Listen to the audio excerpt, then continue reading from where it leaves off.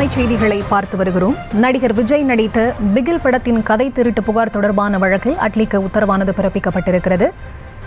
இது தொடர்பான முழுமையான விவரங்களோடு இணைப்பில் காத்திருக்கிறார் எமது செய்தியாளர் மதியழகன். அவரிடம் பேசலாம். வணக்கம் மதியழகன், இந்த உத்தரவு தொடர்பான முழு விவரம்.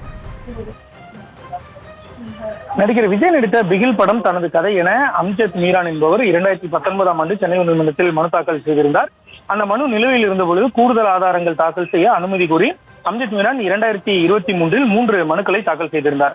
இந்த மனுக்களை விசாரித்த தனி நீதிபதி இயக்குனர் அட்லி, ஏஜிஎஸ் நிறுவனம் மற்றும் அதன் செயல் இயக்குனர் அர்ச்சனா கல்பாத்தி ஆகியோருக்கு தலா 1 லட்சம் வழக்கு செலவாக செலுத்த வேண்டும் என்ற நிபந்தனையுடன் கூடுதல் ஆதாரங்களை சமர்ப்பிக்க அனுமதி அளித்து உத்தரவிட்டிருந்தார். இந்த உத்தரவின்படி குறிப்பிட்ட காலத்தில் வழக்கு செலவு தொகை செலுத்தப்படாததால் அம்ஜத் மீரான் தாக்கல் செய்த மனுக்கள் தள்ளுபடி செய்யப்பட்டிருந்தது. இந்த உத்தரவை எதிர்த்து அம்ஜத் மீரான் தரப்பில் சென்னை உயர்நீதிமன்றத்தில் மேல்முறையீடு செய்யப்பட்டுள்ளது. மேல்முறையீடு செய்வதற்கான கால அவகாசத்தை தாண்டி 73 நாட்கள் தாமதமாக இந்த மனு தாக்கல் செய்ததால் தாமதத்தை ஏற்றுக்கொள்ளுமாறும் கோரப்பட்டது.